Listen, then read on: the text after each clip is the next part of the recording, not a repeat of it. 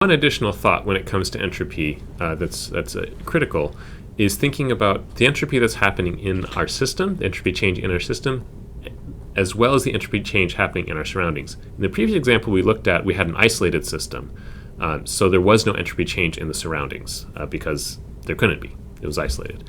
But most of the cases we're going to be looking at, our system and our surroundings are going to be in contact. They're either going to be closed systems or open systems. Mostly closed systems. We usually consider things that are closed. But there's still heat exchange and energy exchange with the surroundings. We can do work on the system or work by the system and things like this. And so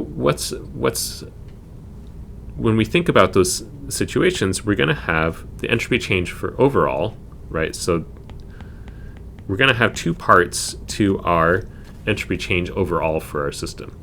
We'll have an entropy change that your book calls produced, prod here. This is produced by the system. So this could be positive or negative, right? It could be either way.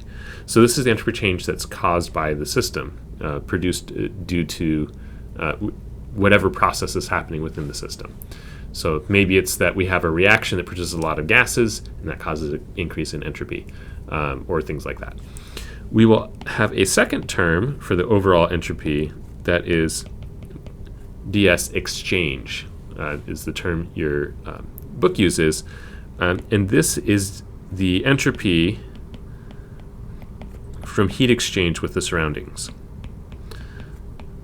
So this can be positive or negative as well. And we will get more into this idea as we keep moving forward with this, particularly when we start talking about Gibbs free energy and things like that, where we can look at this overall, what's happening with the system and surroundings to understand spontaneity. Right, what matters for spontaneity, we could have a negative delta ds produced, but as long as our positive ds exchange is larger than the negative ds produced, we can still have a spontaneous process overall, right? It's the overall entropy of the system plus the surroundings that tell you whether something is possible, according to the second law of thermodynamics. And so this is a very important idea that we need to think about both of these processes happening. So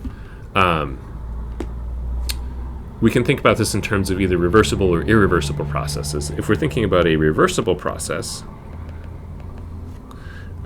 ds overall is going to be equal to ds produced. But by definition, a reversible process, dq equals dq reversible, by definition, right? And the entropy, that means that our system and surroundings are in equilibrium, right? That's sort of the definition of equilibrium here. So ds exchange is, ds produced is going to be equal to 0. Let me write that a little bit different. This will go to 0 if reversible.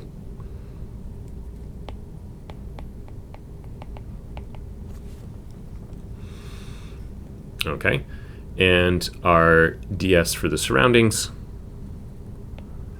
is going to be dq reversible, whatever heat is produced by this, divided by T, right? So our overall is just going to be whatever's happening, whatever heat is produced by our system and is exchanged with the surroundings. Okay, and then if we think about an irreversible process,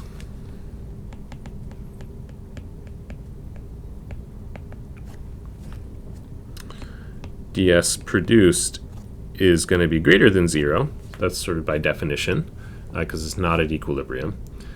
And so ds overall and ds exchange is no longer going to be given, it's going to be given by dq irreversible over T.